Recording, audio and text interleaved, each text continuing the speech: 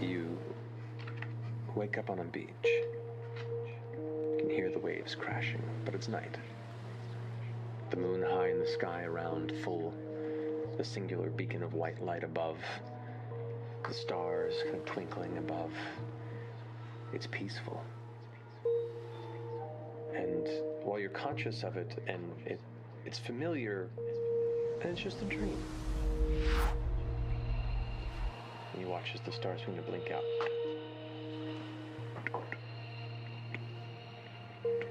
You look up and you can see them twinkling, different variations in brightness, one by one, plucked out of the sky by darkness. In that full moon, you watch as the dark orb of shadow begin to take it from one side to the next. The singular source of light left, beginning to leave you in complete shadow.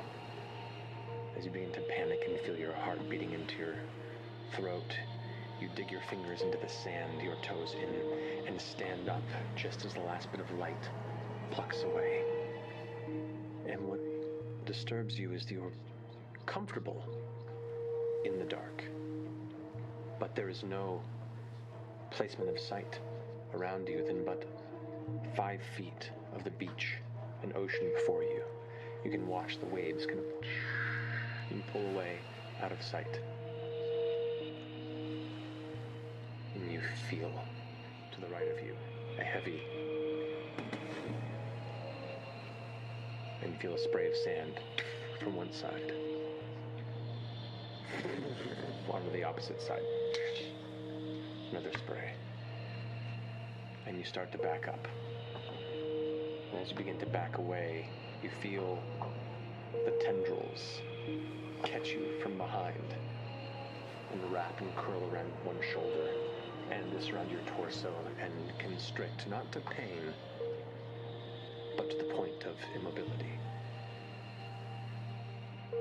Where the moon was in the sky, the shadow pulls back, but instead of a white moon, a yellow one. And as it tears away, the singular familiar dark slit staring down upon you pulls you closer towards its light.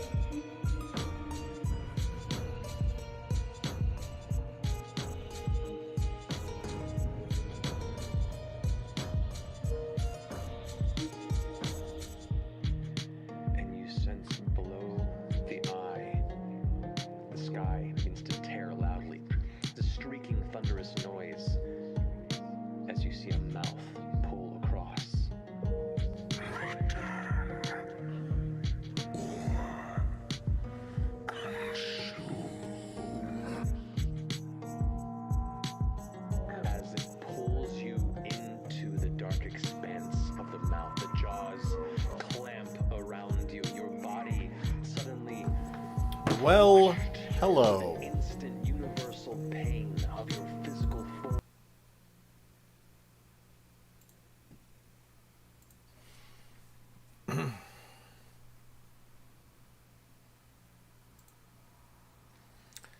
How we doing, stream?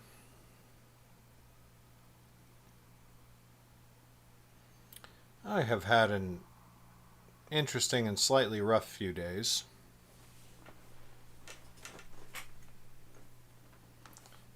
That have prevented me from coming to stream.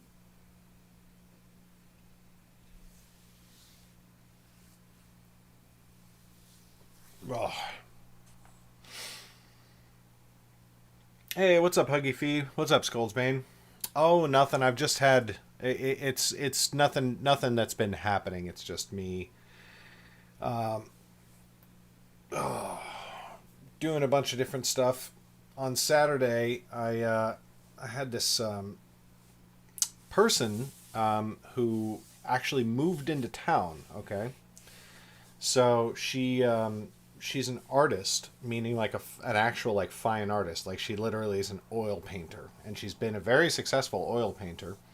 And we grew up together, or rather, we knew each other when we were growing up. She's like 6, 8 years older than me. She knew me when I was much younger, but we stayed vaguely in contact. And then she moved into this town, and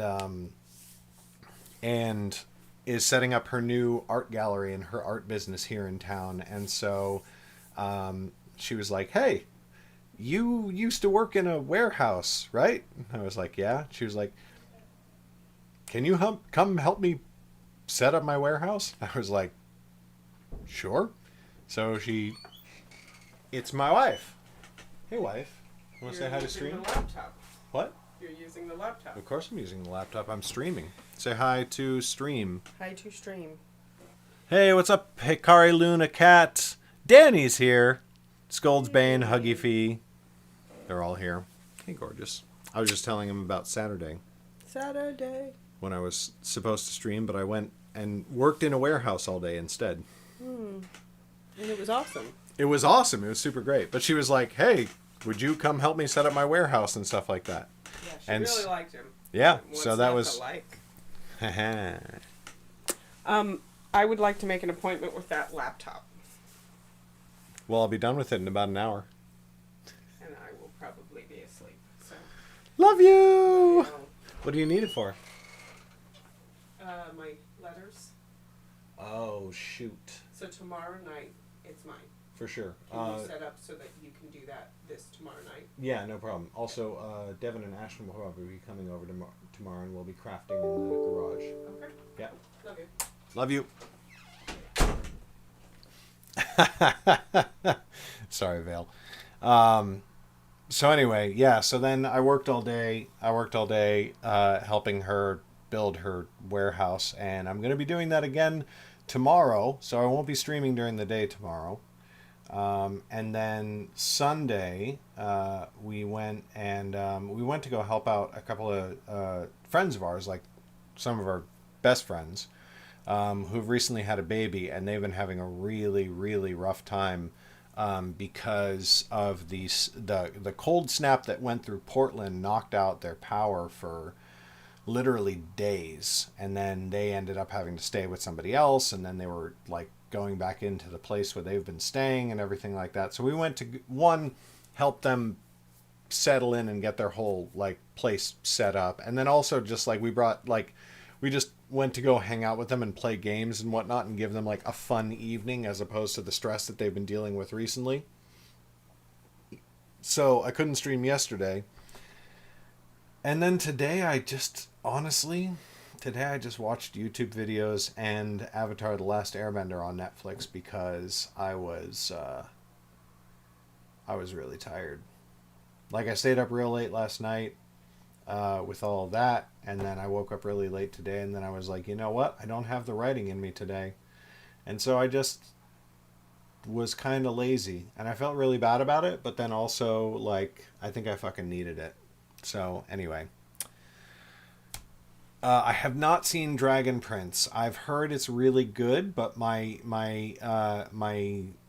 media consumption time is relatively limited, and I should watch Dragon Prince. But honestly, I was watching a YouTube video that was by Hello Future Me, Tim from New Zealand, if you know that YouTube channel.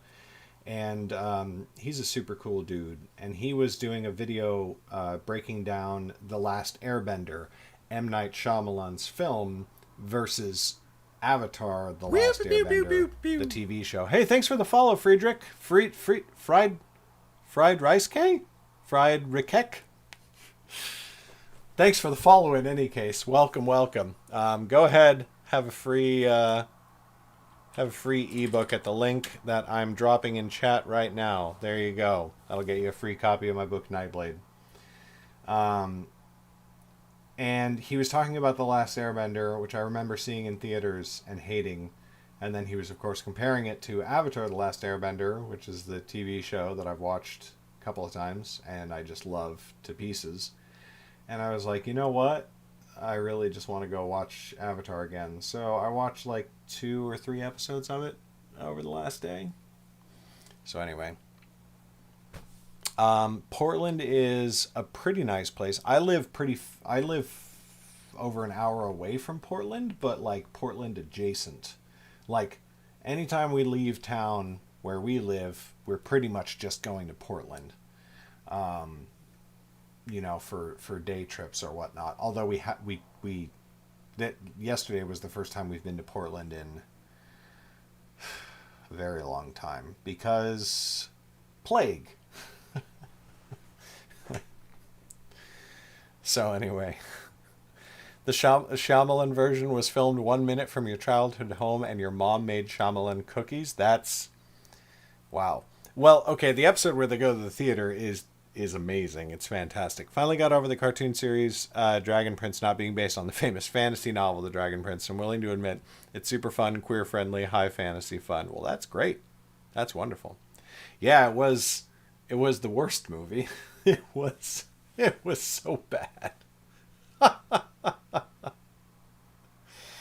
Oh boy. Why is my camera looking all blech?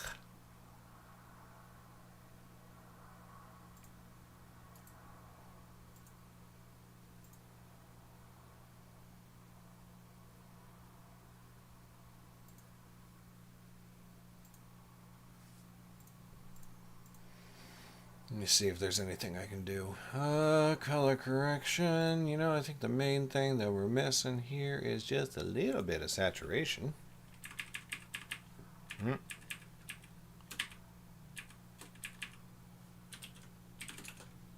Nope, not that. There we go. That's not too bad. That's a little bad. Ugh. Let's try scaling it down to 0.7. Nope. Oh my god.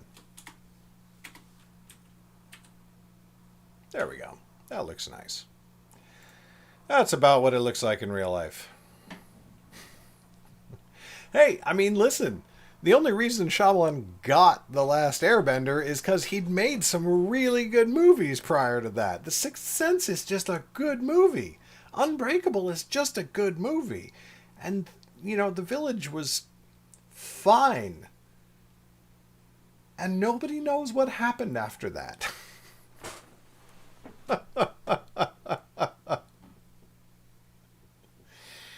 All right. Well, let's finish episode 3 and publish it, which was something that I was supposed to do over the weekend, but I didn't because things and life.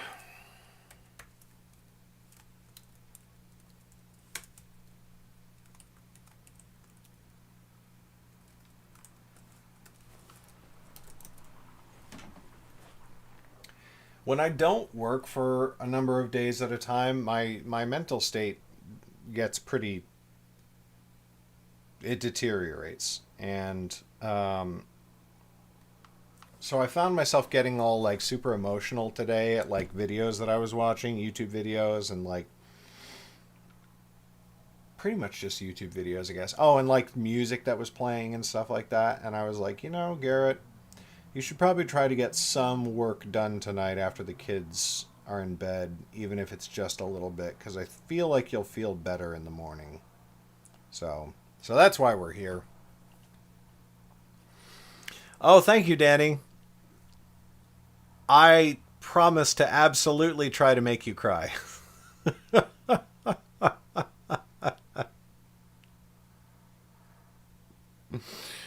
uh...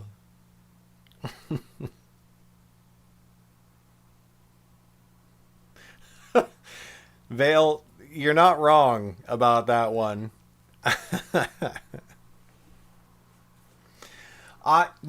Me personally, I don't think that The Sixth Sense or Unbreakable were predictable at all when they came out. Now, do I feel like the tropes that they established have been so often repeated in movies ever since that they have become predictable in retrospect to people who are watching them for the first time now and have no prior experience?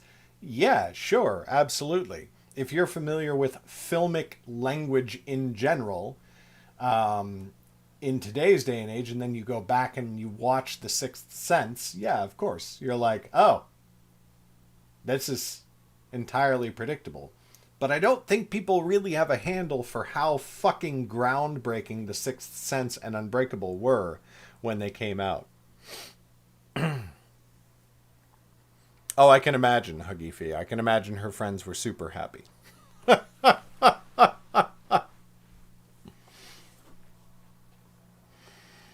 All right, let's read this episode out loud, shall we? The guards at the wall hardly gave them a second glance as they passed inside. After all they had experienced in the past 2 weeks between Vengeful's attack and the fallen Weremage haunting the abandoned stronghold, Oris had a fleeting thought that the city should be drawn up against invasion, but of course that was ridiculous. The Weremage had never troubled the lands close to Drachman, and they certainly knew nothing of the Necromancer. The first thing they did within the city was find the local lovers guild to transfer Kara's contract. The patron of the house, a man named Lolan, studied Oris and Flip with deep disapproval as they recounted the tale of the Verge and the fallen Weremage who had killed Ombi. But his face softened when Kara lent her testimony in their support. I witnessed their heroism firsthand, patron, she told him. Ombi and I were freezing nearly to death, and we urged them to fetch wood for a fire. They could have done nothing to save Ombi, but they went far beyond their vow to save me. Oris's cheeks flushed as Kara's gaze fell upon her. I owe them my life, and I will forever remember them with kindness and love. In the end, the patron agreed not to blame Flip and Oris for Ombi's death, but still he demanded a ransom of loss, a payment of 100 weights for the death of a lover they had sworn to protect. Again, Kara objected, offering some of the coin they had given her at the Verge, but this time Sylvan spoke over her.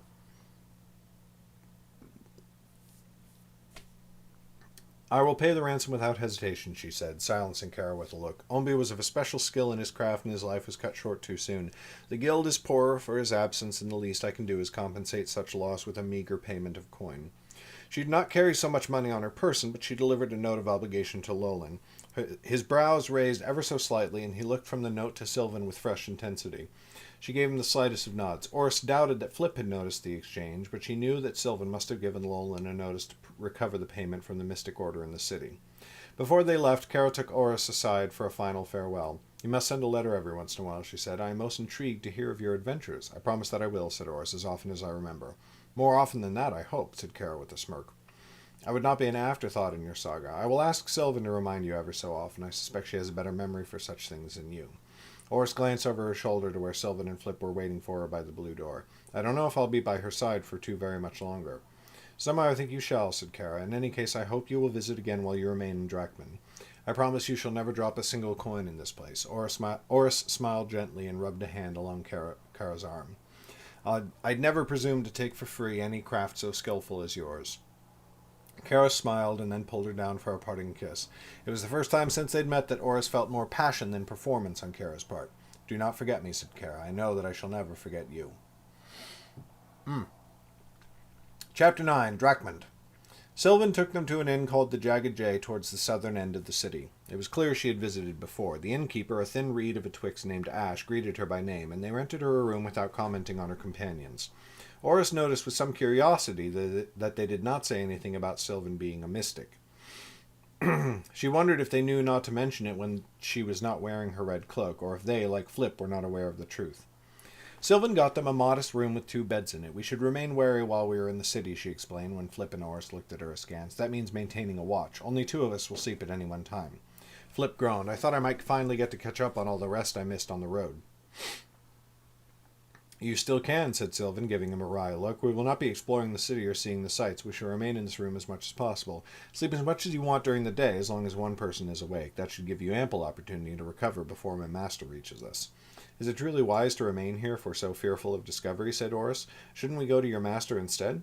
Journeying to a halfway point between us would speed our meeting considerably. It would, said Sylvan. I have been thinking much the same thing, but I do not know precisely where my master is or where he is traveling to, and moving openly across the land in search of him would only put you in greater danger. Enfil demonstrated that.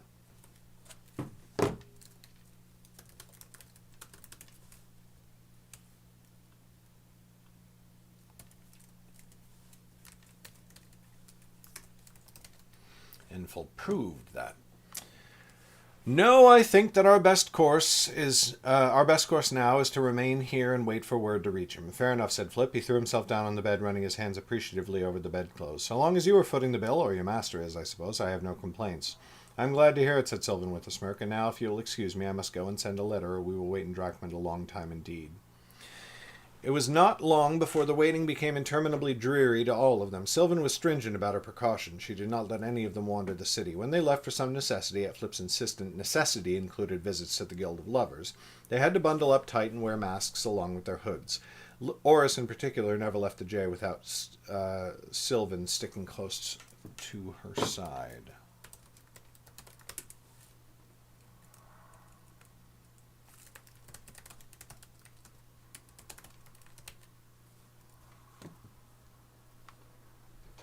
Their little room was uncomfortably intimate. They got themselves a deck of cards with which to play moons. When each of them stood their night watches, there was little else to do. But as Oris sat there, flipping cards back and forth across the wooden planks of the floor, she found herself getting distracted often. She would sometimes realize that she had been studying Sylvan's face for a while. Unlike Flip, who twitched and shifted through the night, the mystic woman slept like the dead.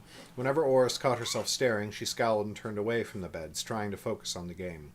In time, she noticed them all falling into behavior that was more familiar than might be wise. They would bathe at the J or at the Lovers' Guild, and at first Oris was somewhat self-conscious, but of course Sylvan cared no more for modesty than she had in the river.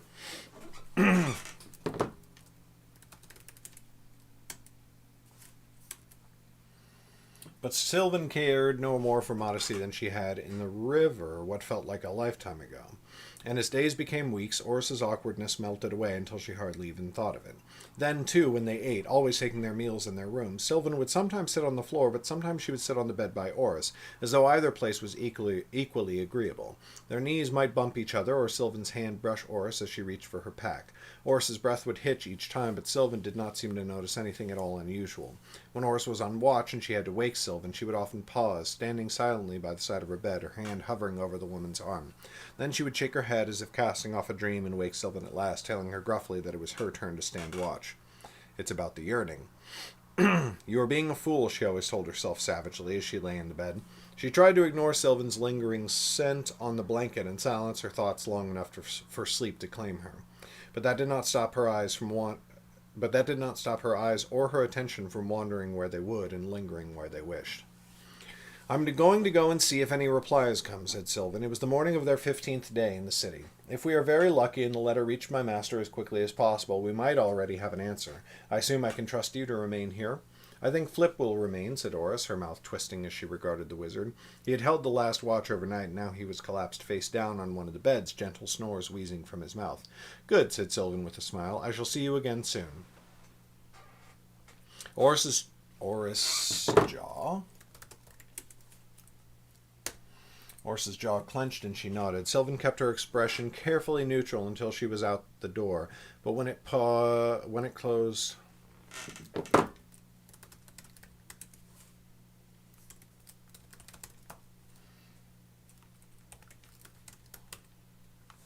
till she was out of the room, but when the door closed behind her, she winced. I shall see you again, she chastised herself.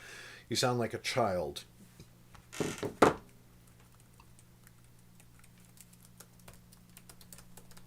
A moonstruck youth. She forced her mind away from Oris, something that was becoming increasingly difficult as days went by. It was almost a relief to be out of the room, away from the warmth, the scent, the closeness, the sheer proximity that tempted her, threatening to overwhelm her.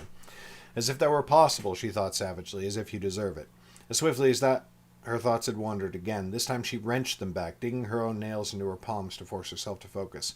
She had to pay attention to her surroundings. Thanks to Enfel, the enemy would know who she was. If one of his agents spotted her, they could follow her back to Oris. She pulled her hood down tighter. She had chosen the Jagged J for a few reasons. First, Ash was a good sort and more trustworthy than most when it came to keeping secrets about their visitors. But maybe more importantly, the Jagged J was in the city's southern quarter, as far as possible from the city's Mystic Stronghold. The last thing she needed was to have someone in her order accidentally reveal her to Flip.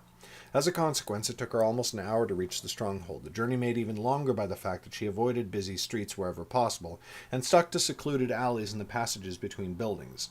At least it was early enough that the river was not too busy. She secured herself a small ferry, little more than a rowboat, and sat huddled against the railing, her arms wrapped around herself while the farrier rowed her across. Stillness made her thoughts wander, and it also gave her an excuse to let them. Oris had taken the first watch last night, and Sylvan had taken the second. When Oris had come to wake her, she had first sat on the bed, and that had woken Sylvan. But she kept her eyes closed and controlled her breathing so that Oris would think she was still asleep. For a long while, Oris had not moved. Sylvan wondered why. What was she looking at? What was she thinking of? Was it possible that she was studying Sylvan's face, watching it in slumber, as Sylvan sometimes caught herself doing when she was on watch and Oris asleep? Why do you torture yourself, she thought. Even if it were true, it could never lead anywhere. You could never let it. With a gentle thud, the boat struck the dock on the northern shores. Sylvan blinked twice as her thoughts returned to the present. She set off into the streets, once more forcing herself to think only of the here and now, watching carefully for anyone who took undue notice of her. But no curious eyes shadowed her steps. In a short while she came upon the Mystic Stronghold. It was an impressive structure, built on a sizable hillock from which one could see the entire city laid out like a blanket.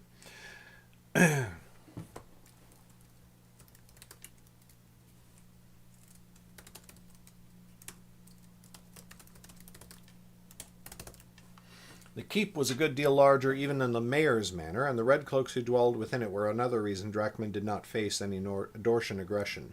Dorsey's King June was a warmonger, but he was no fool, and he had no wish to anger the mystics by endangering any of their soldiers. The guard at the gate was new, or at least new to Sylvan. She showed her badge. The guard made Sylvan pull down her mask to get a good look at her face.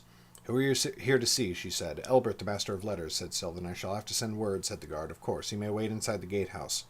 Sylvan accepted the offer gratefully. Winter continued to advance, and the air had grown bitterly cold. Soon a messenger returned from the keep, and the guard waved Sylvan inside. The stronghold was a bustle of activity. Messengers ran back and forth, popping in and out of doors like bees in a hive. Soldiers drilled in the bailey, some of them obviously fresh recruits. There was no conflict now that required the mystics to commit their own soldiers, but the order prided itself on always being ready. Only in watchfulness lies safety. Those were the mystics' words, and Jordell repeated them.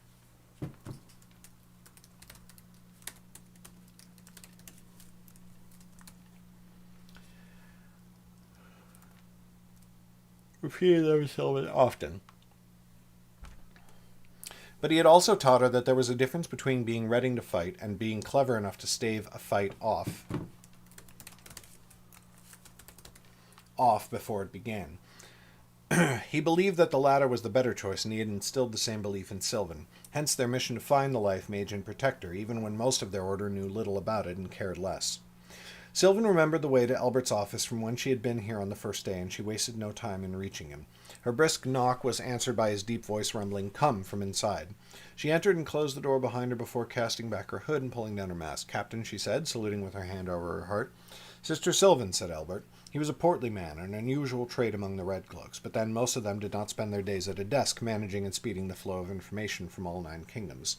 The top of his head was bald, but his fringe was all lustrous black curls, which he kept neatly trimmed along with his impressive beard. "I hardly thought it would take so long to see you again. I hope you have remained safe here in the city." "I have." His eyes narrowed. I hope also that you have stayed out of trouble." A slight smirk twisted her lips on instinct, but then she thought of Oris, and the smirk vanished.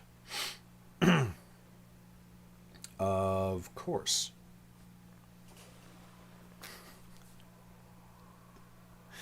"No, Huggy Fee, not at all like that." "Humph," he said, his eyes returning to the papers on his desk. He lifted one, and Sylvan's heart leaped, but he only turned it over and began to scrawl on the back. "Well, of what service may I be? I came to see if any word had come for me."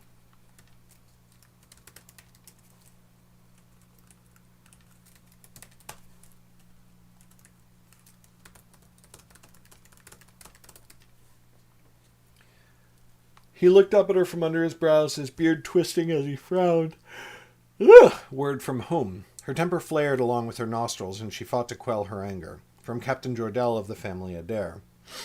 Albert dropped his quill and clasped his hands together on the desk. And why in the dark below would you think I would have word from him? Because, said Sylvan, trying hard not to sound condescending, I sent a message for him a week and a half ago, through you. The captain tilted his head slightly, his eyes growing hard. Let us be clear in our terms, sir. You did not send word to Jordell of the family Adair. You sent letters to our kindred in Welmont, in Redbrook, in Cabras, and in Garsec, and that is because, as I told you last time, Jordell has been banished from the Mystic Order, and he is currently a fugitive from the King's justice. Sylvan's pulse was racing now. Control yourself, she thought. He would be disgusted to see you so close to losing your head. And I told you last time, Captain. She forced herself to stop and swallow her anger. I apologize. But as I assured you last time...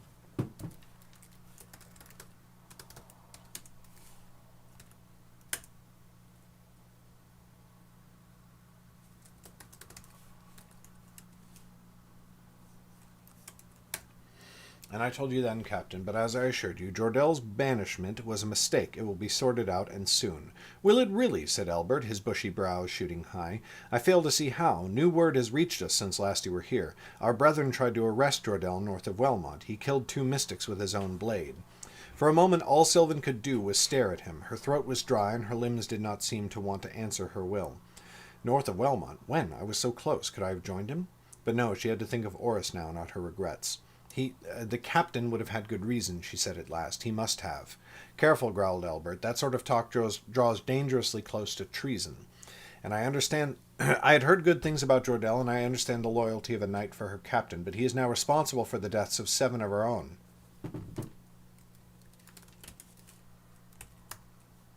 If you are wise... But with those 2, he is now responsible for the deaths of 7 of our own. If you are wise, you will return to wherever you were stationed before you came here and seek new orders from whoever is next in your chain of command. That is Chancellor Cal, and I am still acting on his orders, said Sylvan, lifting her chin slightly. I gave you his writ last time. But your concern is noted, and I suppose I ought to be grateful for it. And yet... You still do not wish to send a letter to the Chancellor, said Albert. That is correct. You might understand why that would confuse me. I suppose I must understand it, snapped Sylvan.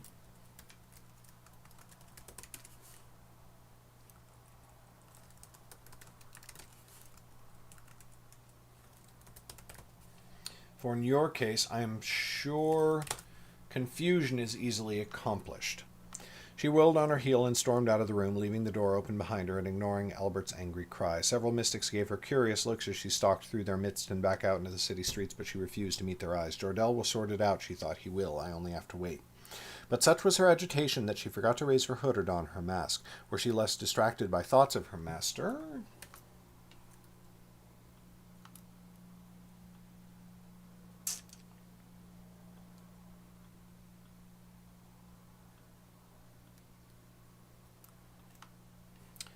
Thoughts of her master. She might have noticed a constable who suddenly seemed to take great interest in her and who began to tail her through the city. He followed her all the way back to the south quarter and watched as she stepped within the Jagged J. After Sylvan left, Oris sat on her bed. After Sylvan left, Oris sat on her bed and watched Flip snore. Her fingers kept playing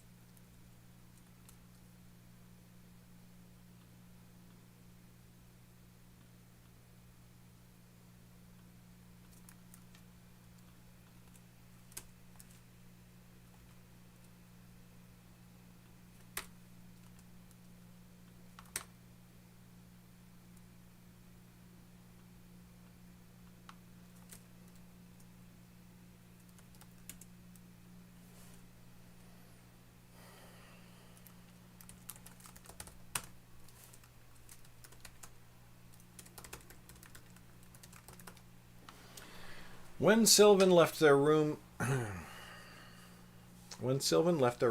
the J, Aura sat on her bed and watched Flip snore. Her fingers kept playing with the end of her braid no matter how she tried to stop them. After Sylvan had been gone a while, Aura stretched her leg across the space between the beds and kicked Flip gently. "Wake up," she said. "Ugh," he complained. His eyes opened slowly and he blinked. "What do you want?" "To talk," said Oris. "It's rare we get a chance to speak alone anymore." Flip smacked his lips as he sat up and ran his fingers through his hair. "You exaggerate," he said. "Sylvan is asleep whenever we trade watches."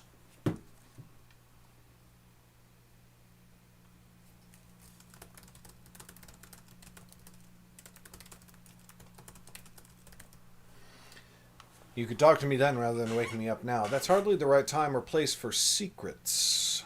The way she sleeps, she could be faking it. We'd never be able to tell." Flip frowned at her. "What secrets do you have to discuss?" Oris sighed, leaning forward and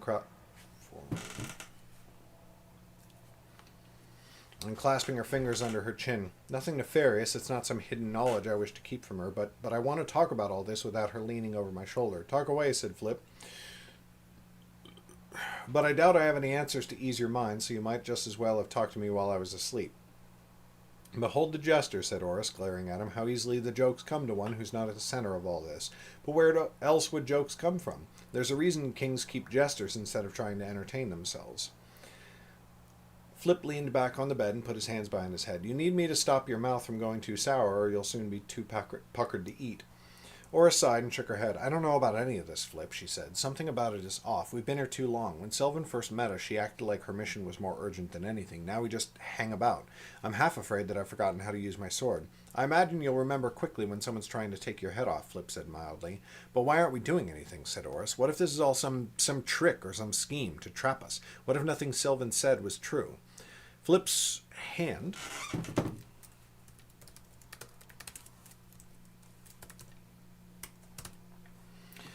hand rose to absently rub his chest through his golden tunic. "It's not a trick, Oris," he said quietly. "You know that." Oris's mouth twisted. "You sound so sure. We were both at Wellmont."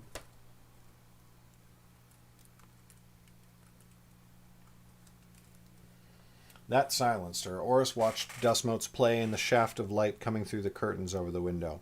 "I always wanted to know more about myself," Oris said, nearly whispering. "I didn't think the answer would be that I was meant to save the world." Flip spread his hands in a helpless gesture. "It is as I told you, dear. You cannot change what is, nor how everyone else feels about it, nor how they react to you. You can only decide what you will do. And if I were you, I would sail upon that wind for all it is worth." Oris frowned. "What do you mean?" Flip looked at her, smiling slightly. "What do you mean, what do I mean? Oris, according to some very powerful and very wealthy people, you have become the most important person in the world. You could hardly ask for a better position of strength. You can have status, money, a lordship." "I don't want any of those things," said Oris.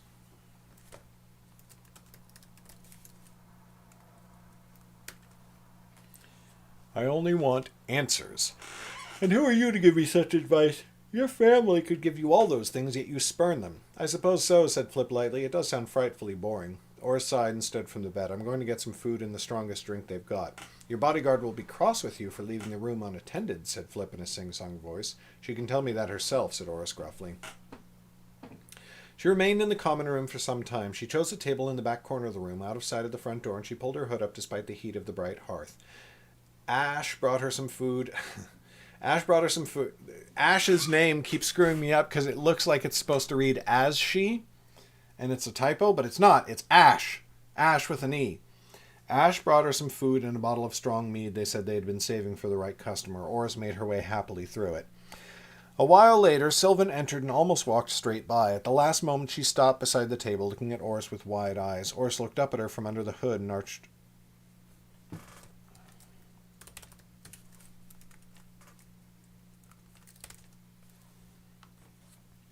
under her hood and arched a brow. "I suppose you wish to tell me that I am a fool for sitting out here," she said, her words slurring only slightly. Sylvan heaved a deep breath. "No," she said. "No, it is all right." "It is?" said Oris incredulously. "Well, no," said Sylvan. "We should not make a habit of it. But you cannot imagine you are the only one bored to death of that room." To Oris's shock...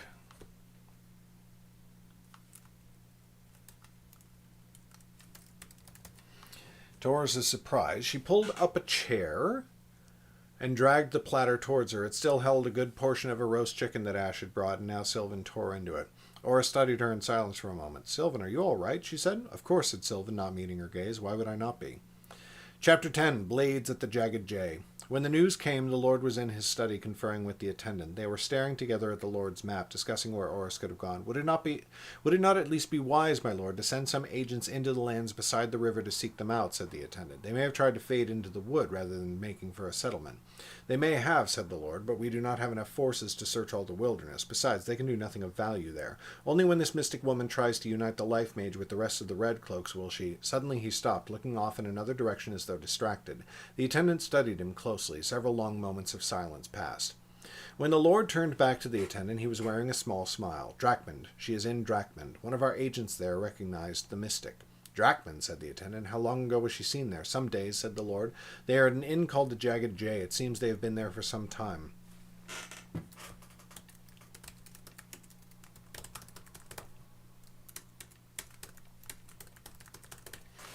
They are at an inn called the Jagged J. It seems they have been there for some time.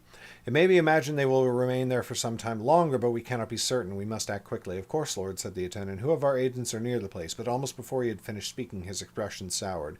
The Lord chuckled. Yes, my son. What of my favorite children, Beric is closest to the city. I suppose you had better send him, then. Oh, come now, the Lord chided. He is more than capable.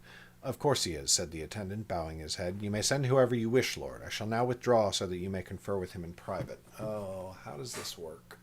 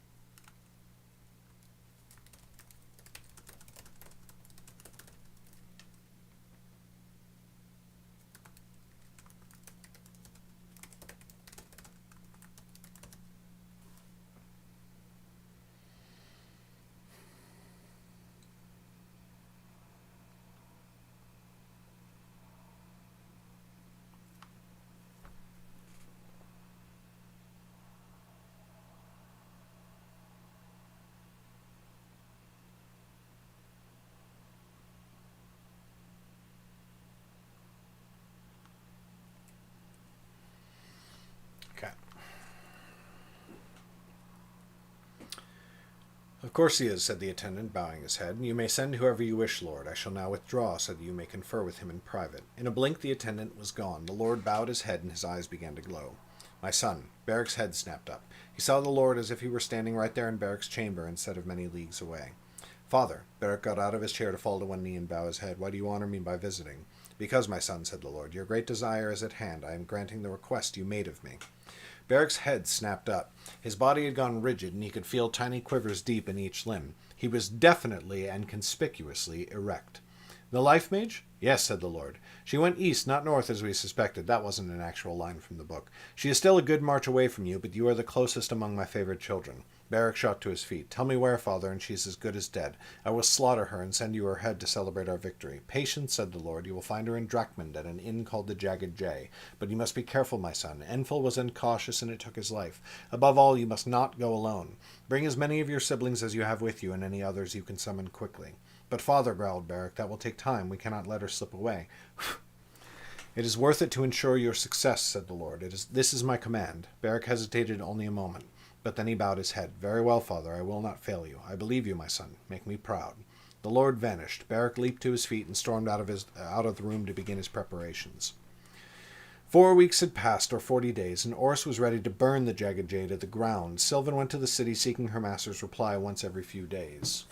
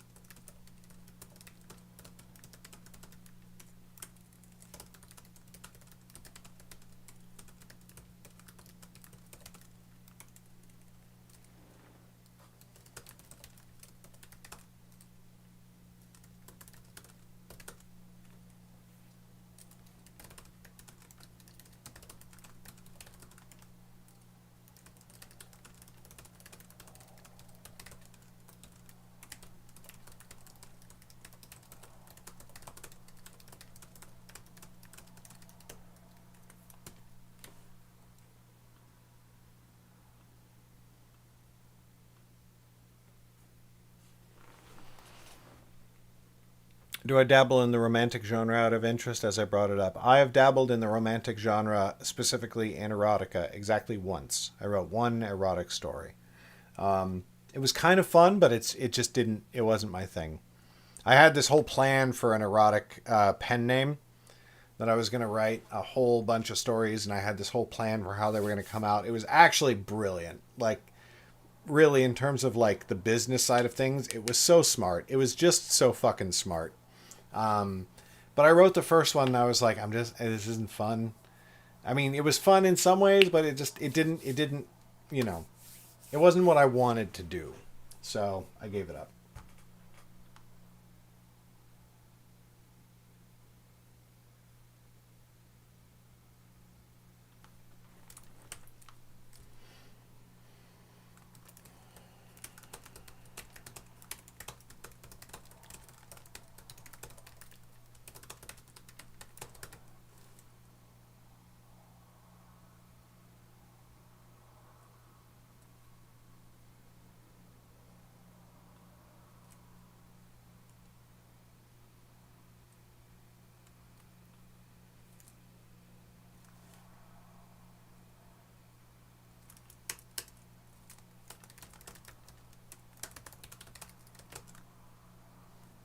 Life is short. But, you know, like, the reason that I thought that might be fun is, like, I love a love story. I really love romance. I love romantic elements in stories that aren't primarily a romance story. So that's why I, you know, like, gave it a shot in the first place. I was like, you know, what would be fun was trying this. And, like, I still feel that way. I just really, really like love stories. I'm a big fan. I'm a big romance guy. I'm a big softie, really. But I don't read the romance genre, and it's not something that particularly appeals to me in terms of just straight romance. I like a strong romantic element in my fantasy.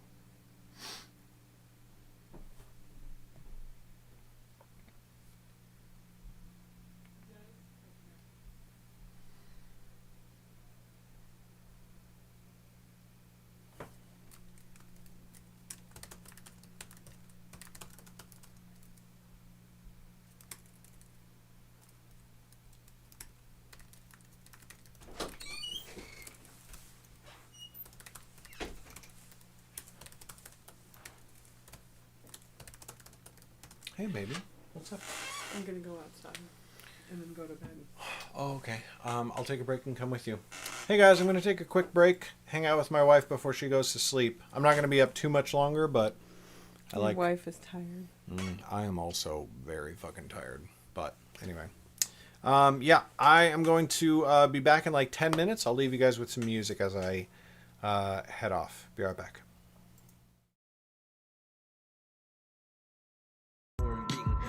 Snuffed into pace in that minute. Wake up once more.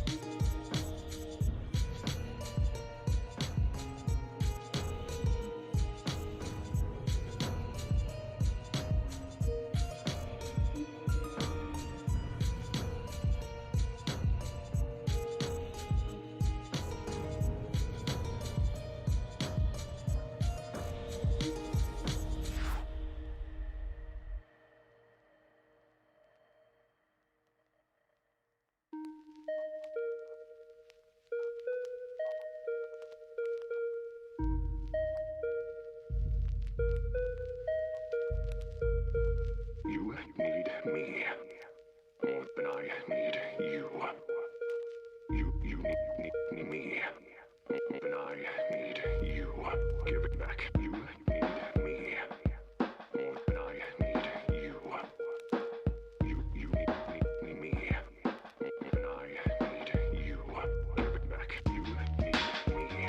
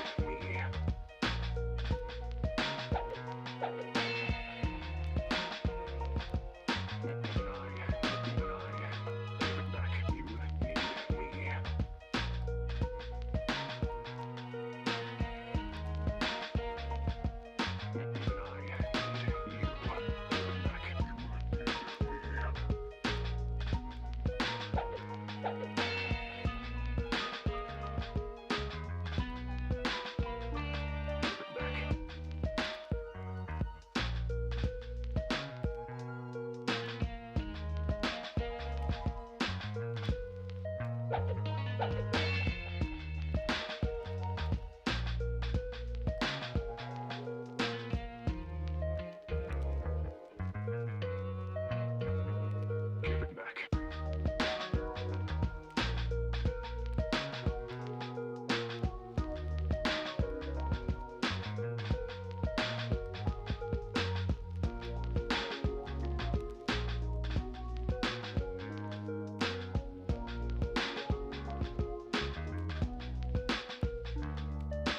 You need me more than I need you. You need me more than I need you. Give it back. You need me more than I need you. You need me more than I need you. Give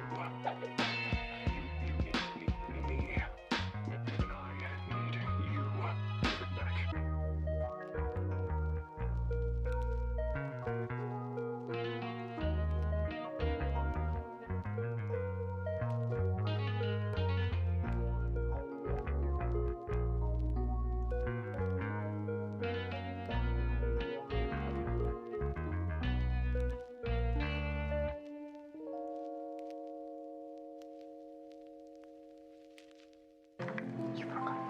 I'm sorry.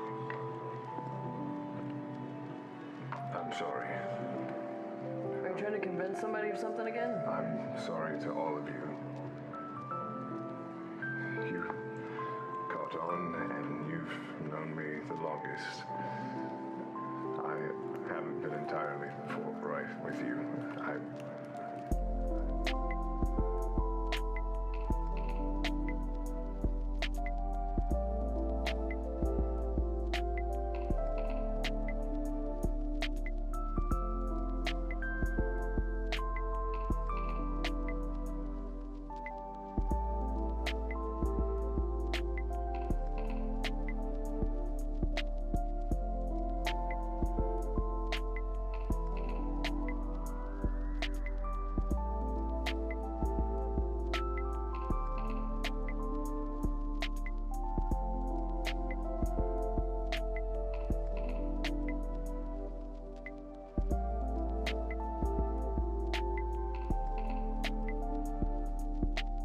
What was that other thing you were doing? He was Vandera. What do you mean he was Vandren? My captain, Vandren, was a man of great renown and respect, and I wanted to emulate him. I wanted to be him. So you were talking like him? Yes. It was charming.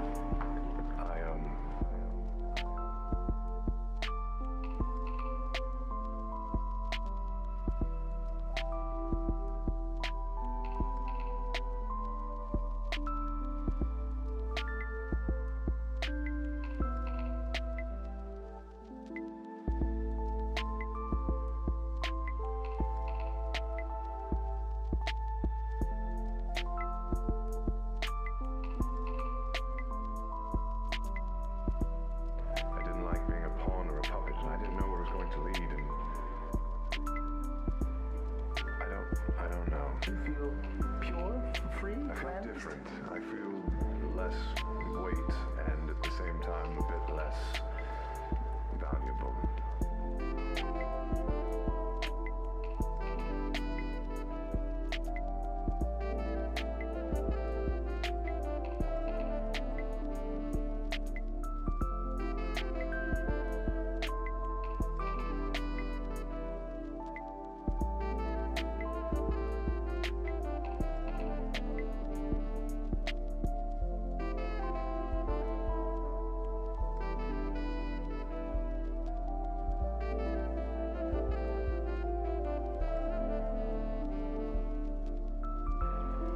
Everywhere Vandren went, he was heralded as a leader, respected people, quieted when he spoke without raising his voice.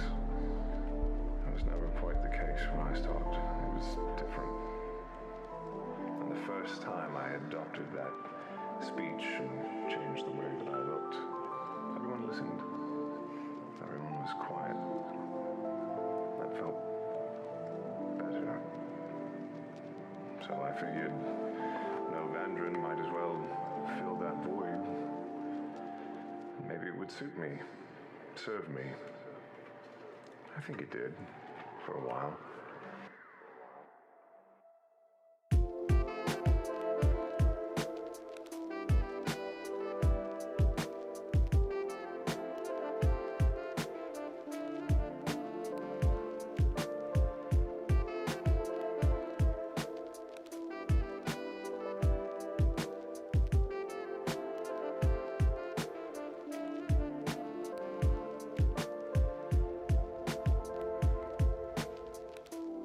Seems to be at peace.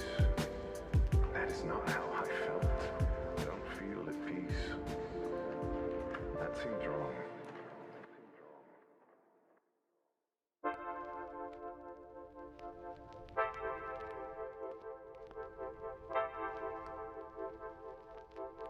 You know, maybe you're just at a place now where you don't need those things.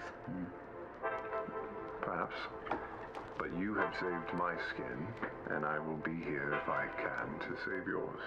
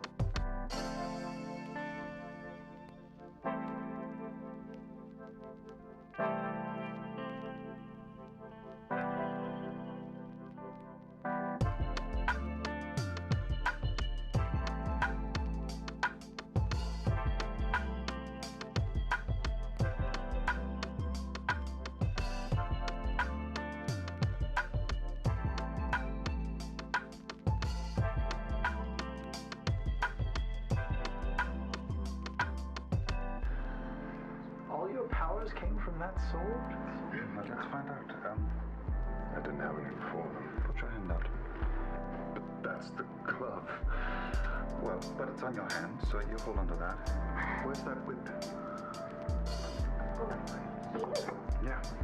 You have things that are more useful than this, but for now.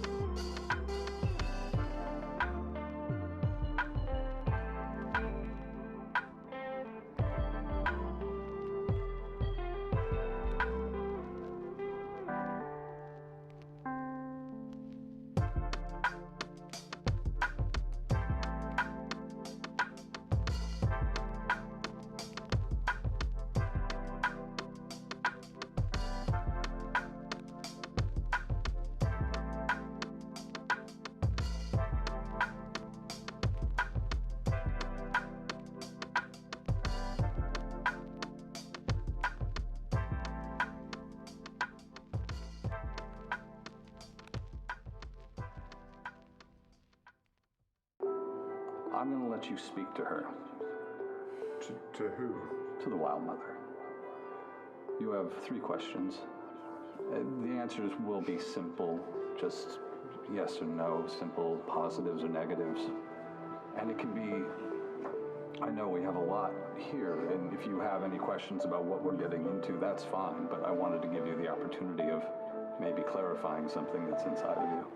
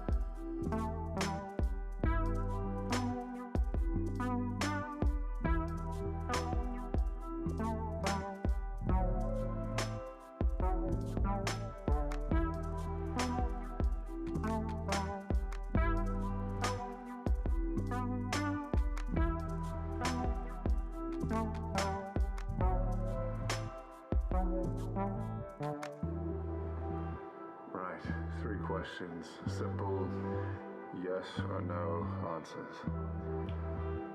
Or complex yes or no's. All right.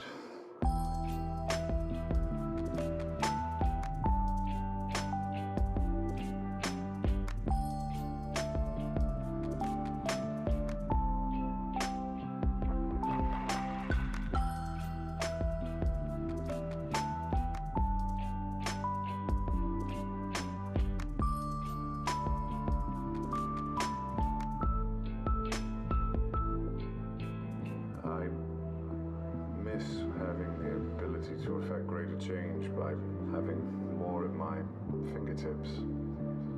If I would change the way that I live, change what I focus on or do, would you be able to help me regain some sort of standing in a way that's similar to what I knew before?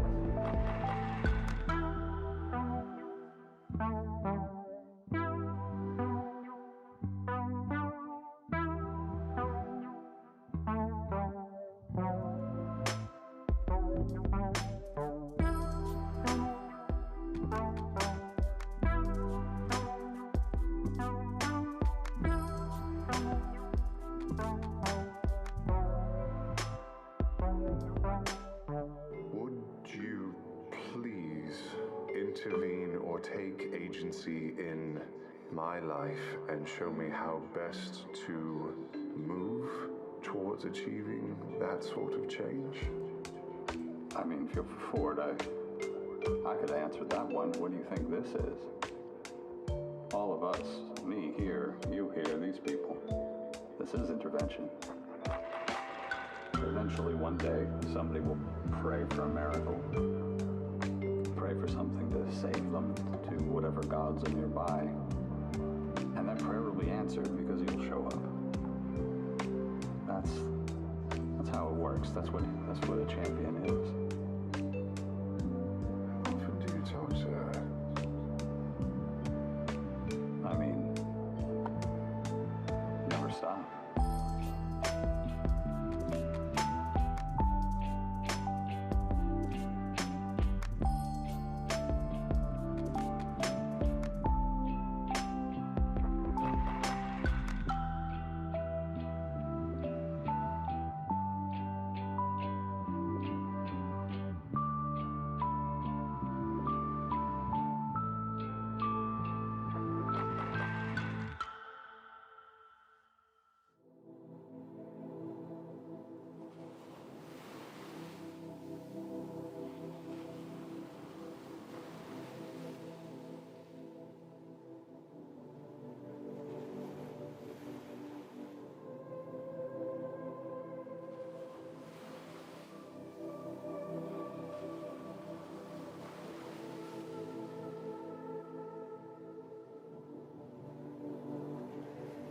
Close your eyes and you think. Thoughts, wishes, questions.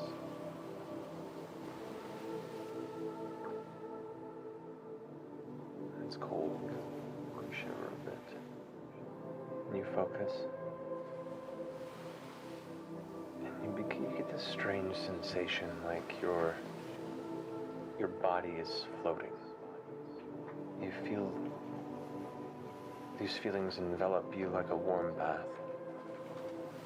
Your body floating atop a heated ocean of gentle waves.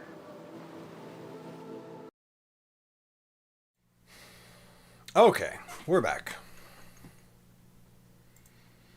Let's wrap this thing up.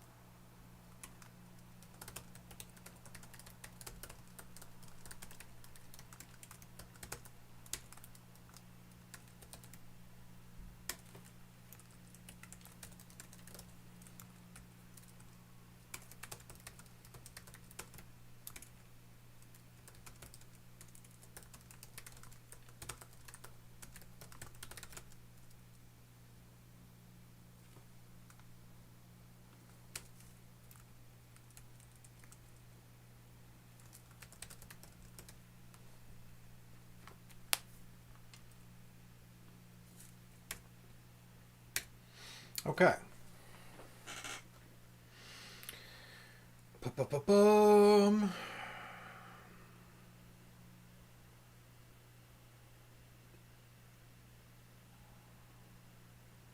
Can I let her slip away? It is worth it to ensure your success, said the Lord. This is my command. Beric hesitated only a moment, but then he bowed his head. Very well, father, I will not fail you. I believe you, my son. Make me proud. The Lord vanished. Beric leaped to his feet and stormed out of the room to begin his preparations. 4 weeks had passed, or 40 days, and Oris was ready to burn the jagged...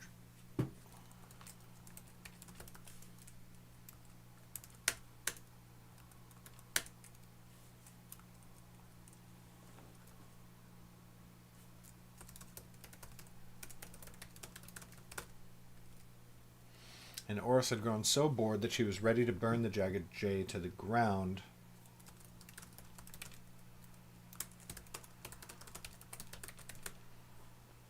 Just for a bit of excitement. Sylvan went into the city seeking her master's reply once every few days, leaving Oris and Flip alone.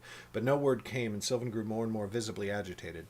Flip still insisted on occasional visits to the Blue Door. Oris accompanied him on most of his trips, but mostly for a change of scenery. Sylvan would come along, shadowing Oris like a bodyguard. She never took a lover herself, but always waited in the front room until Oris was done, a reasonable time, and Flip as well, much longer.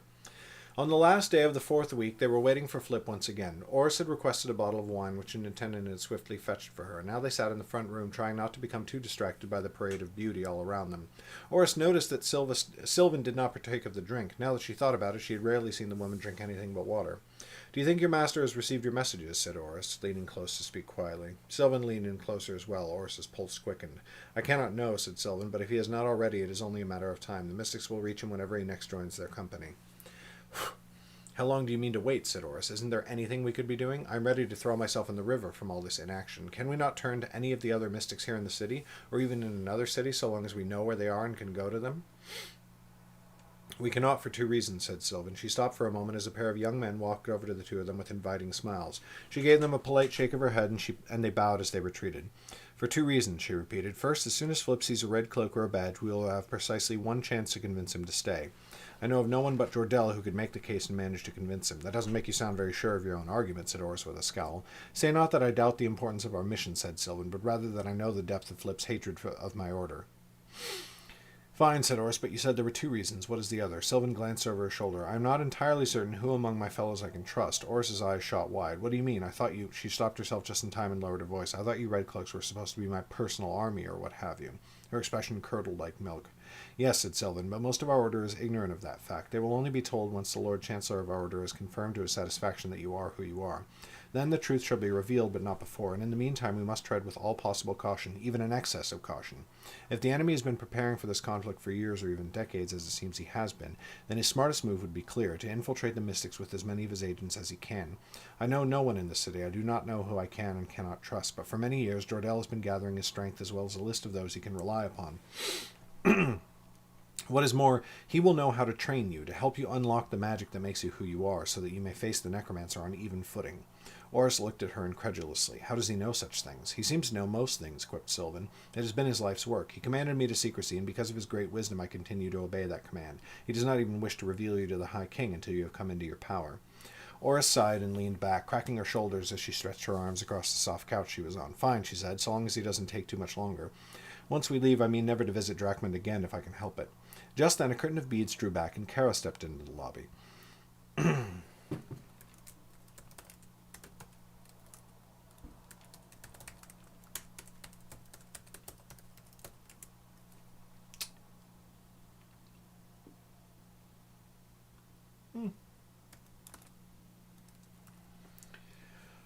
Oris rose to her feet at once, and when Sylvan noticed she...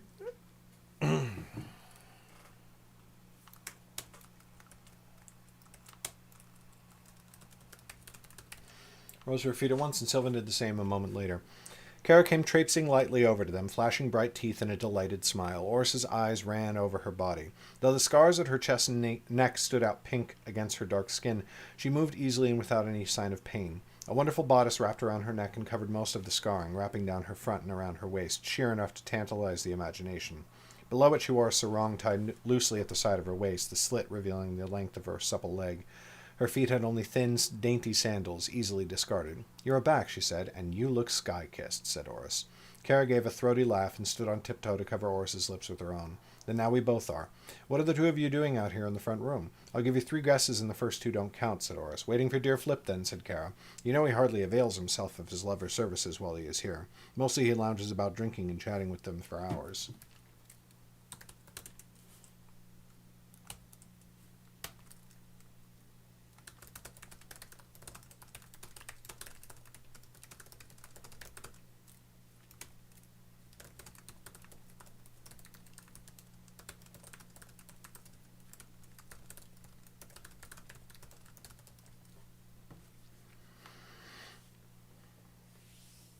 It is good to know I am paying so highly for such a thing, said Sylvan wryly. I shall have to have a talk with him. Hey, what's up, Caracal? Kara laughed again. Then she placed a hand on Oris's arm. If you really are just sitting here waiting for him, I could think of better ways to spend your time. A grin crept along Oris's lips before she could stop it. Are you not still healing?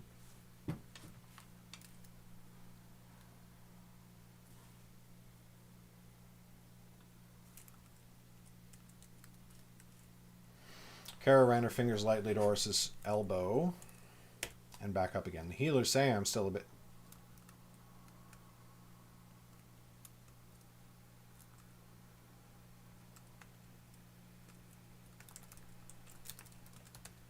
The healers call me tender, but I think I am stronger than they guess. Maybe you could help me prove it.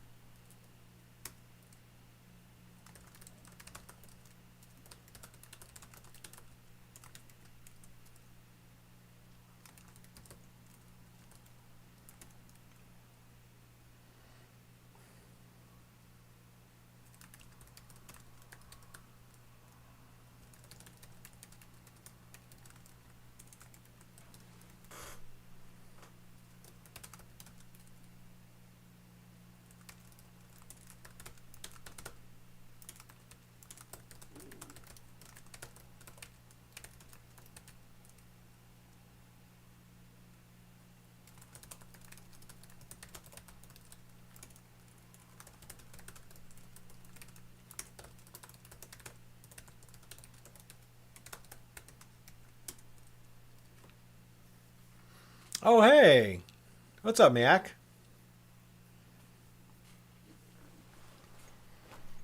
Or Kara, I should say. Kara is the preferred name, if I remember our last talk correctly.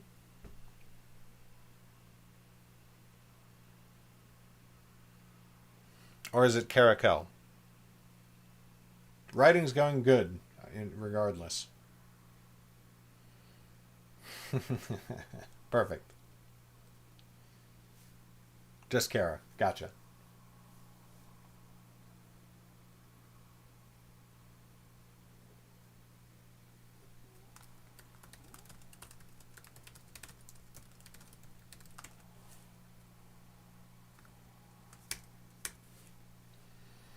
Now I shall take her up on her offer. Sylvan gave a smile, but Oris thought there was a bitter undercurrent to it. Fine, but when Flip is done, we are leaving, and I will drag you back out here if I must. Oris returned before too long. A considerable amount of time later, Flip joined them, and they set out into the city once more. As she usually did, Sylvan insisted they pull up their hoods and mask themselves. Must we, complained Flip? It draws more stares than if we simply walk openly. More folk might notice us, said Sylvan, but if we are masked, even if an observer thinks we look strange, still they do not know who is behind the cloth. Crackle? Oh, no. Flip grumbled and did as she said. Despite her boredom with the place, Oris had to admit the Drachman was beautiful in the golden hours of dawn and sunset. Now, with the sun sinking close to the horizon, everything had begun to take on a soft golden glow. There was nearly always a fine mist from the river. It made dark colors darken and bright colors glisten. The air was always crisp and clean, with just a hint of salt from the wormgraft not far away. Drachman was in some ways the most unique city she had ever visited, and she might not have despised it so if she could have explored it more freely. It lay on the...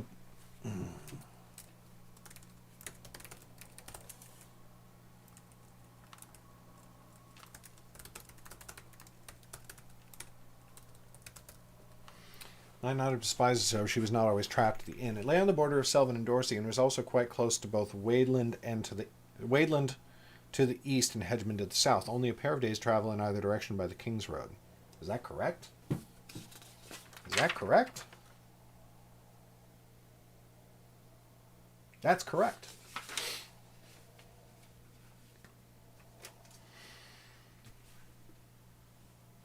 Because of this, other intelligent creatures than humans could be found. I'm going to say a few days' travel. A few days' travel in either direction by the King's Road. Because of this, other intelligent creatures than humans could be found in the city.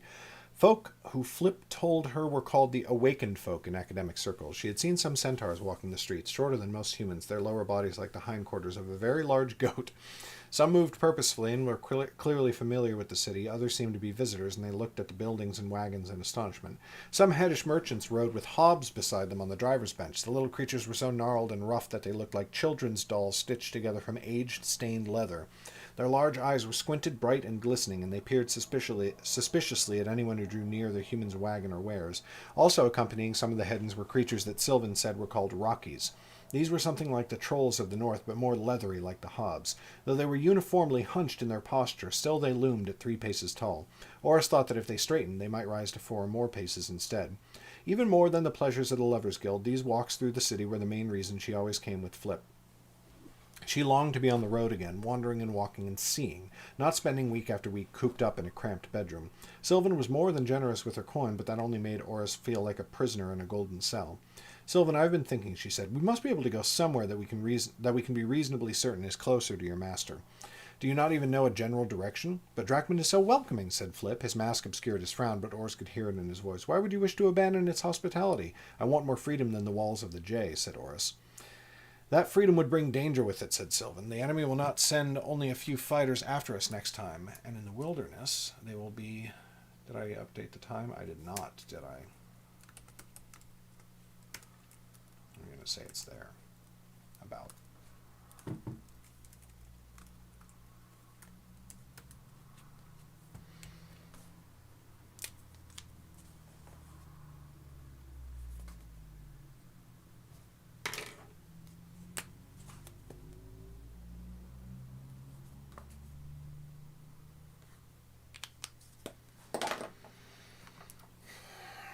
The enemy will not send only a few fighters after us next time, and in the wilderness they will be harder to avoid. It will be no easier to survive them here, said Oris. Imagine if they all burst in the door of our room. We will not be able to cut our way out. Then I would simply throw myself through the window, said Flip. Oh, do not scowl at me so, Oris. Of course I would pull you out with me. Sylvan can stay behind, for a desperate last stand, giving us time to escape. Oris and Sylvan had to laugh at that, and as they laughed, they turned to look at each other, and gradually they both fell silent. They were walking close enough that sometimes their arms brushed each other as they swung back and forth. Each time, Oris felt the thrill of it, even through the cloth of her cloak and Sylvan's sleeve. Oris found herself wondering at the bitterness she had seen in Sylvan earlier. There was no sign of it now, only Sylvan's shining eyes above the mask, glowing as if with an inner light, like Flip when he cast his spells. And then Oris realized that Sylvan's eyes were glowing, or rather they were reflecting a glow from Oris's chest. Her amulet was a light. Dark below, cursed Oris, as the crystal grew burning hot. She lifted it away from her on the leather thong. Oris, cried Sylvan in alarm, what is that? Flip was staring at her wide-eyed. Oris, he said, does that mean... Oris scarcely heard them. A feeling overwhelmed her, an utter emptiness, a void deep within her that gave her vertigo. She closed her eyes and pressed the heels of her hands into them, trying to dispel the sensation, but it would not go away. She opened her eyes and looked to Sylvan. Sylvan, she said, my amulet had never done this before in my life. Never until that day in the Breezewood, when Enfil and his lackeys found me. Sylvan's eyes widened, then she seized Oris's arm and hauled her into a run. Get to the J, she said. We get our packs and we leave at once. Damn my foolishness for not getting us horses. Luckily, they were only a few blocks away now. They sprinted the whole way there, Flip lagging slightly behind. They burst in through the front door and dashed for their room, ignoring Ash's startled cry.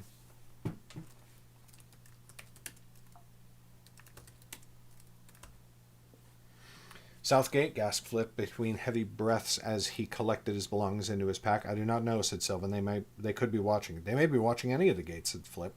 Sylvan, said Oris, if you had to guess where your master was, where would it be? That's where we should go. Sylvan nodded slowly, her eyes wide, but not looking at Oris. Yes, I think you are right. North, then. That means we shall have to cross the river. It took a while for Enfil to reach us in the Breezewood, said Oris. We may have time.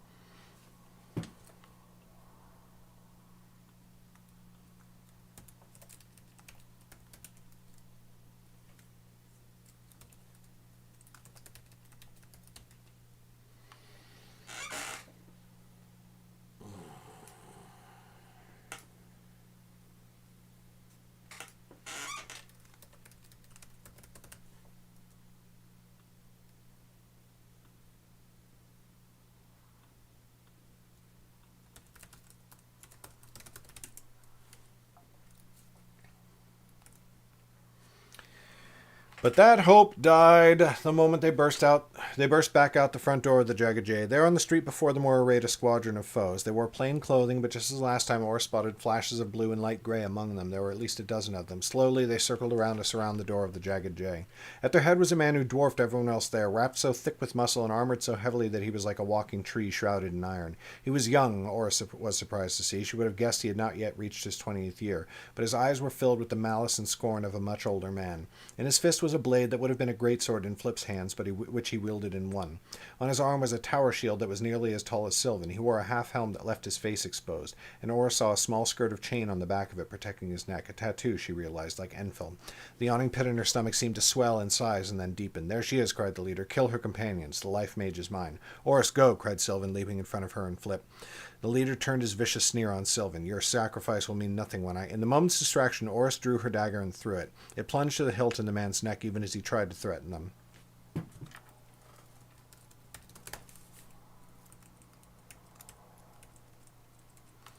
He choked, blood pouring from his lips as his eyes widened in shock. With a great crash, he sank to his knees. But then Oris sensed something, a wretched and evil glow that seemed to swell around the man. It was centered on his neck. He reached up to drag Oris's dagger from his throat, and immediately the flesh there began to stitch itself together. The other shades had stood staring in horror when Oris's dagger struck their leader. Now Flip took advantage of their distraction to loose a bolt of flame straight for the man's face, but the fire whisked away to nothing the hand's breadth away from him. Dark ticket, said Flip. May up the rest of you. A bolt of lightning shot from him, marking for one of the other shades standing beside the leader. But another of the...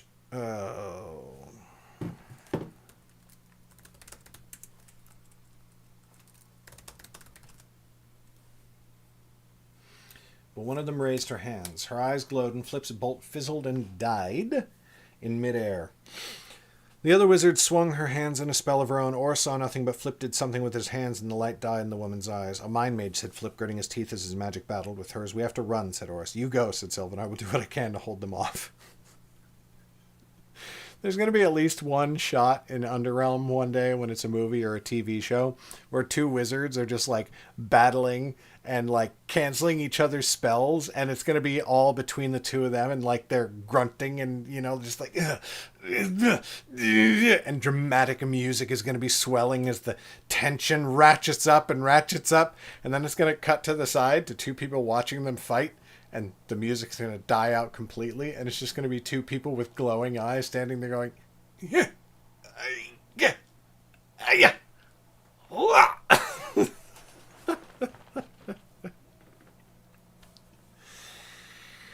Oh, Dark, take you for a fool, snarled Oris. She seized Sylvan's arm and yanked her towards one end of the half-circle of enemies. The shade who stood there was not expecting the charge, and he fumbled with his sword as Oris rushed him.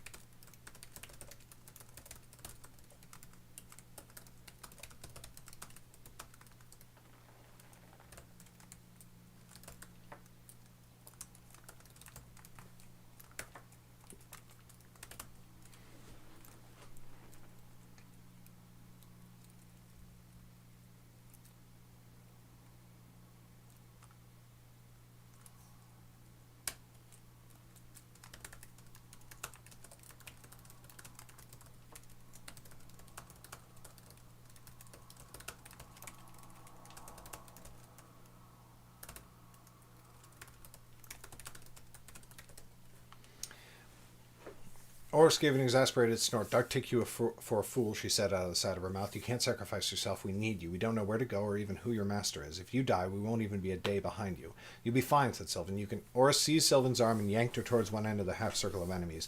The shade who stood there was not expecting the charge, and he fumbled with his sword as Oris rushed him, screaming at the top of her lungs. Her sword leaped up to slice his throat open, and he fell to the ground, gushing blood. They threw themselves between the members of the rapidly dispersing crowd that was now trying to flee the fighting. Oris was grateful that Sylvan did not try to remain, but ran along with the two of them. Flip kept having to spin around and slap down the spells of the pursuing wizard. Ugh.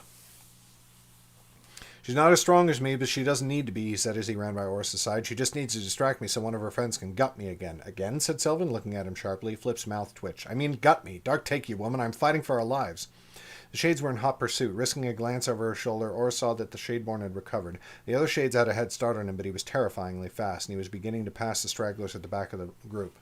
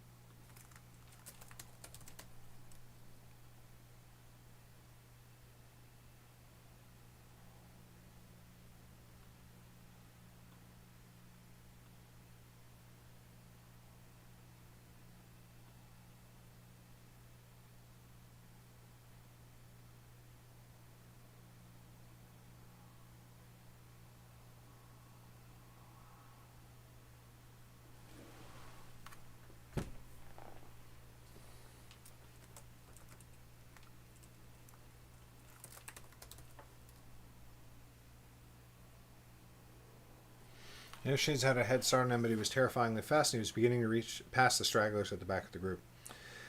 They reached the river. For one moment, Oris hesitated, but Sylvan turned a hard right and kept running along the docks, and Flip and Oris followed her. The water was clogged with ships, all muddling about and trying not to crash into each other. We have to get across, cried Sylvan. We have no time to hire a ferry, said Flip. Stall them or lose them, said Oris. How do you propose? I said Flip. That will do, cried Sylvan. Oris did not realize what she was talking about until she stopped just next to a small herd of centaurs. 6 of the creatures were wandering along the dock and looking avidly at all the sights. Sylvan drew her blades, and for a horrible moment Oris thought she would attack the creatures. Instead, she merely clanged the steel together and gave a great cry.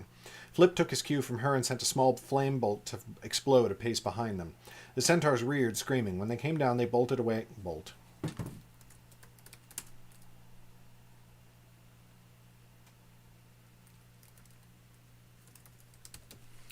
Away down the dock. They careened headlong into the shades, who either threw themselves out of the way or were swiftly bowled over. A few of them leaped or were knocked into the river, where they vanished beneath the water with panicked cries. Flip and Sylvan did not stay to observe their handiwork, but merely kept running. Not nearly enough of them, said Flip. At least it gives us a moment to think, said Sylvan. A moment is all you have, said Oris. She had looked behind them to see the Shadeborn. Barrack had now outpaced all his fellows, and he was quickly closing the gap between them. Flip was wheezing hard now. Oris was worried his pace might begin to flag. We may have to go south, he gasped. A ferry will be our doom. South is useless, growled Sylvan, but you may be right. The river is so packed we would be easy targets. Flip skidded to a stop on the dock. Oris and Sylvan did the same a moment later, looking at him like he had gone mad. Maybe they were right, for Flip wore a terrifying grin. The river is packed, he said, laughing. Oris's eyes widened. You mad fool. What in the dark are you two? Ooh! Sylvan's cry cut off as Oris scooped her up around the waist and leaped off the dock beside Flip. They landed on the deck of a ferry tied to a piling. On the other side of the raft, the captain gave a shout as the deck suddenly rocked beneath her feet. The rope, cried Flip, running to the bow. I have it, said Oris. She drew her sword and cut the line holding the raft to the piling. Here now, cried the captain. Who in the blazes... Hold on, cried Flip, ignoring her. A powerful swell of water seized the ferry and propelled it out into the river. Oris and Flip gripped the gunwale. It's pronounced gunwale, right?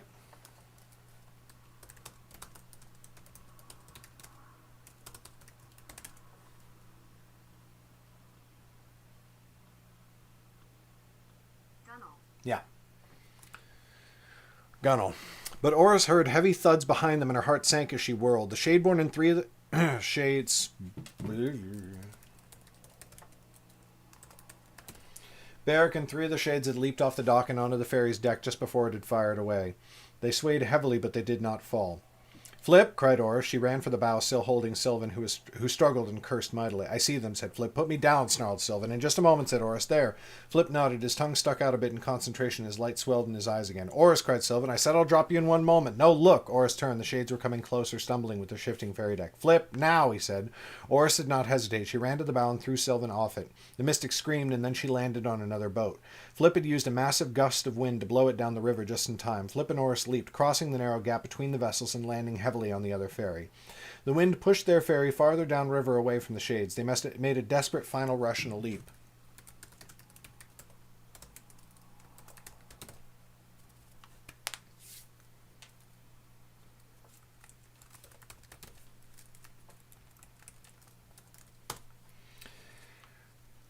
Beric at their head. The shades missed and they fell screaming into the water, but Beric's mighty leap carried him just far enough. His hand seized the gunwale and he held grimly on as the ferry kept rocketing through the water. Oris ran up to him, her sword held high. As she stood over him, the Shadeborn looked up at her with hate in his eyes. You cannot run from me, he said. Oh, but I very much can, said Oris, and she brought her sword down on his gauntleted hand.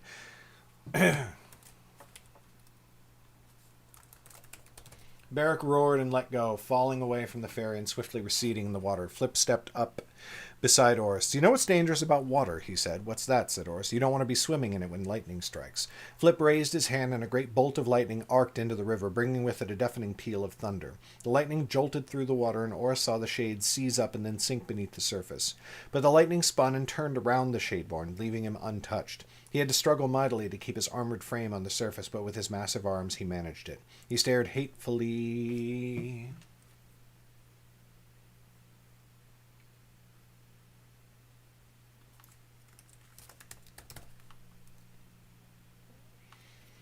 after them as they sped away down the river.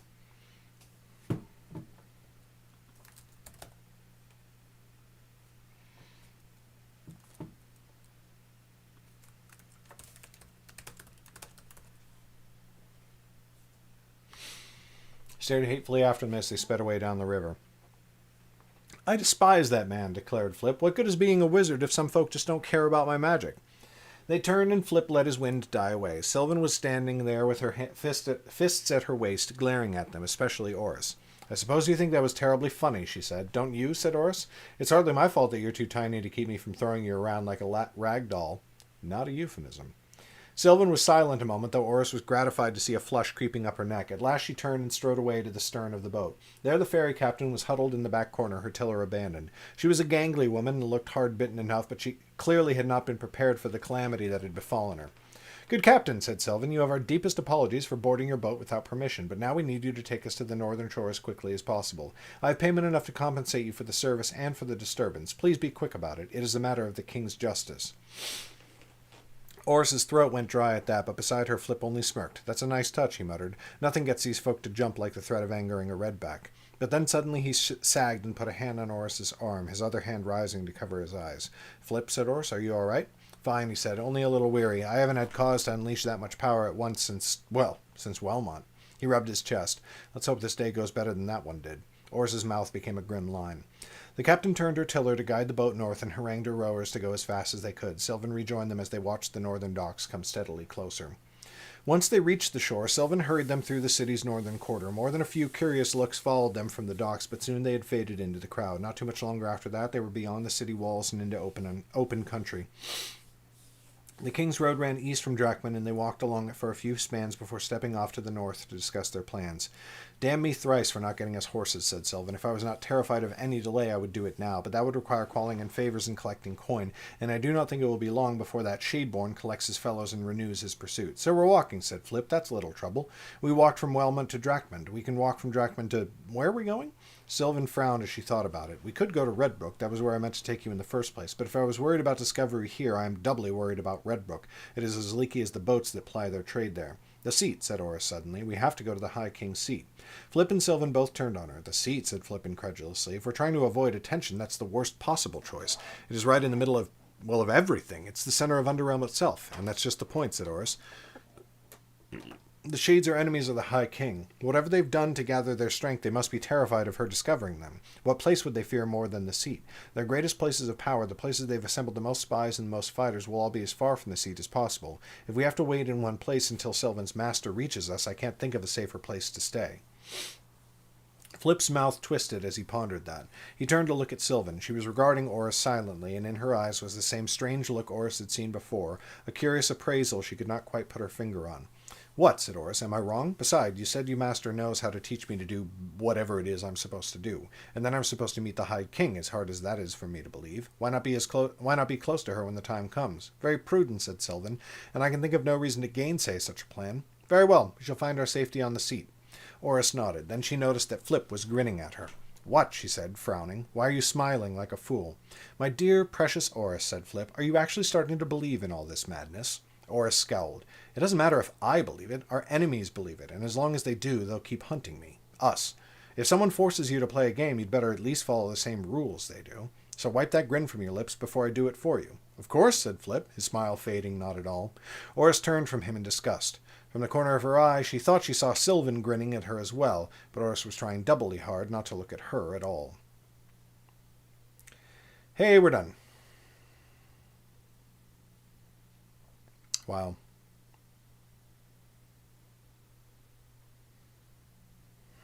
Got a lot of patrons on that list. It's pretty fucking great.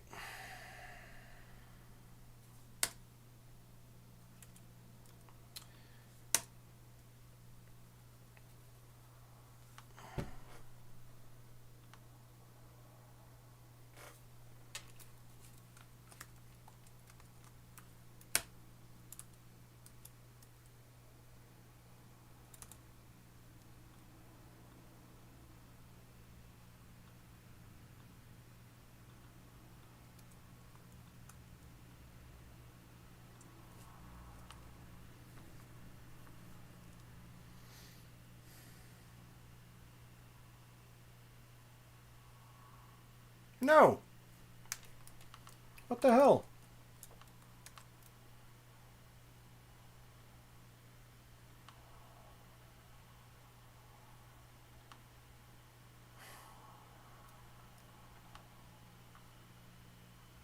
Export format.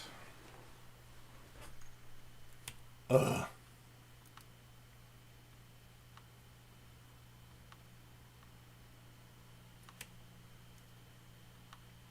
Edit format. Thank you, Huggy Fee. How many patrons now? I actually don't know. I think it's 96, 97. We have a community goal when I hit 100 patrons. If anybody out there wants to help make that happen.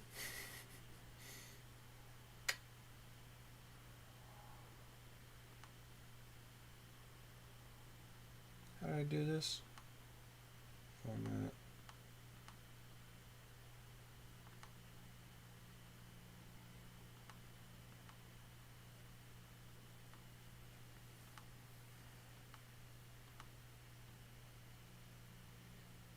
So 3.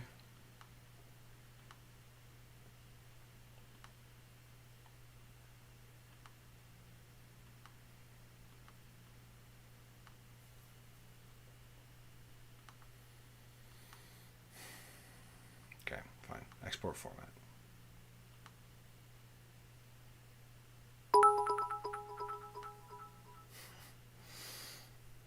Thank you so much for the cheer, Huggy Fee. You're totally fucking awesome. Thank you. I really appreciate that. What do we do with this Dropbox Legacy? Is it in here? I think it's in here, right? Yeah. There we go.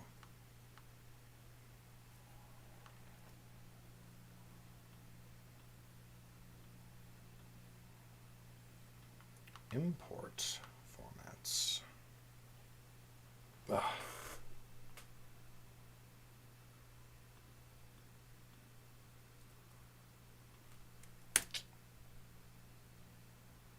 My formats. Yes.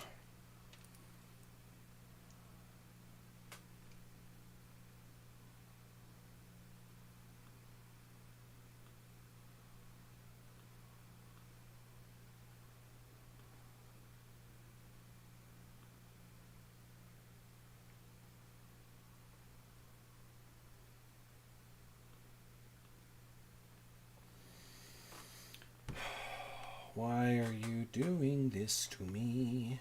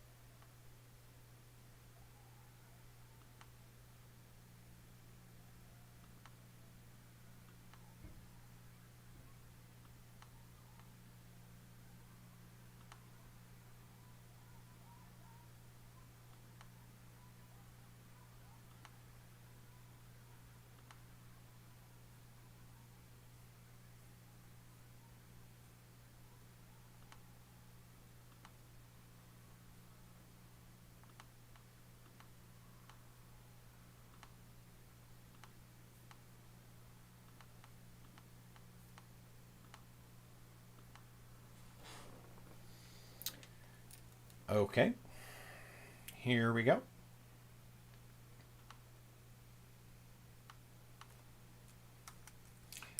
Version 2.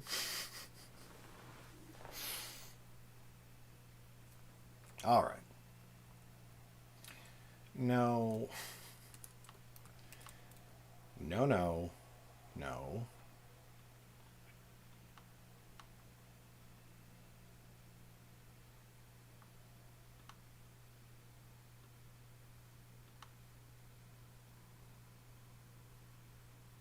Okay.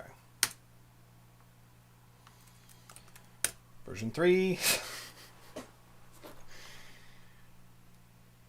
Formatting ebooks is definitely why I became an author. Contents. Lifemage Johnny, support an indie author. Chapter 8, Chapter 9, Chapter 10. Feedback is welcome. Thank you to my patrons. Bada bing, bada boom, ba bam.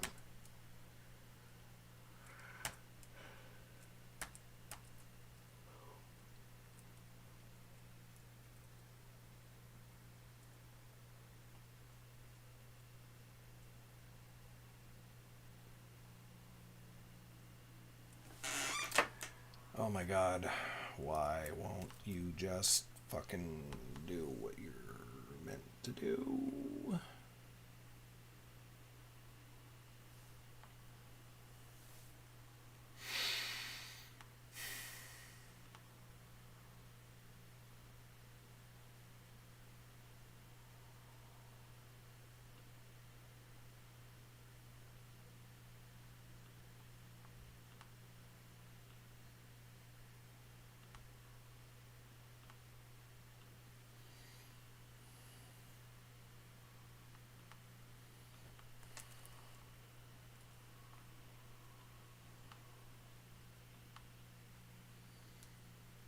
Will you work now?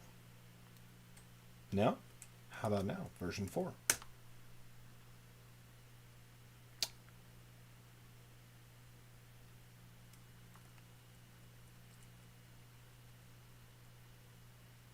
Haha!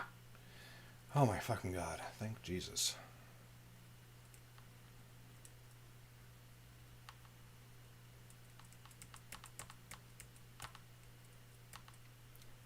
Oh. Good lord.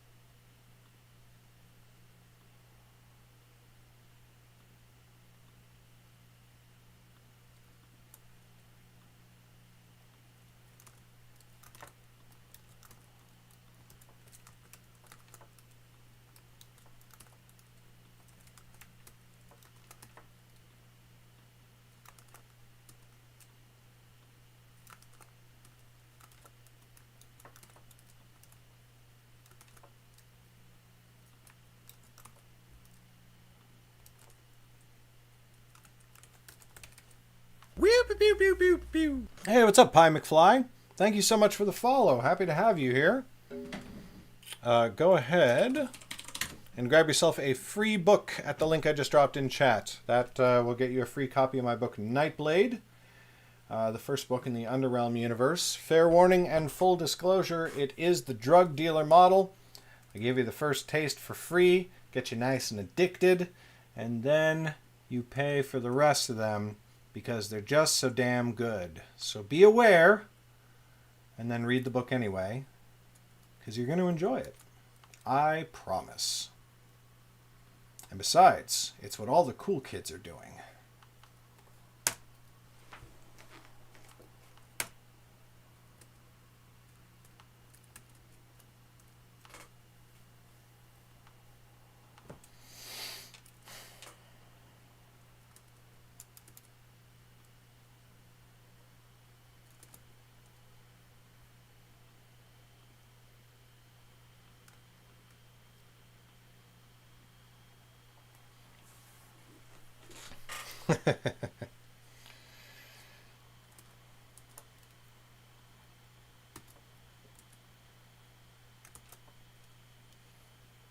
Okay.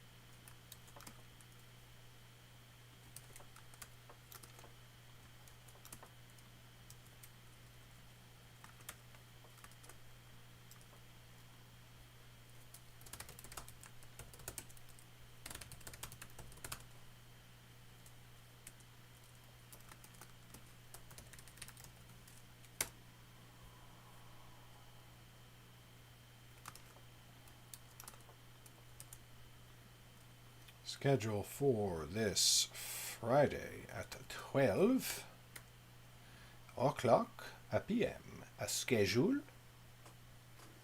Oui, oui. Vite, vite. Sweet, and we're done.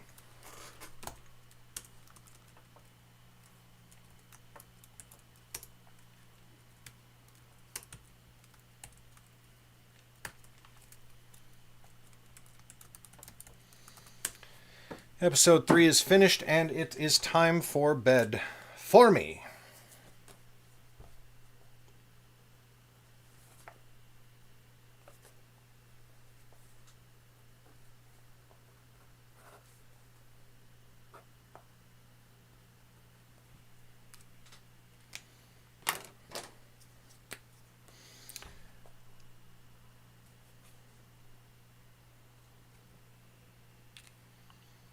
Just getting a light there. Oh boy. Fun and exciting. I'm going to throw a raid. I'm going to throw a raid to... Who am I going to throw a raid to? Oh, VexFX is live.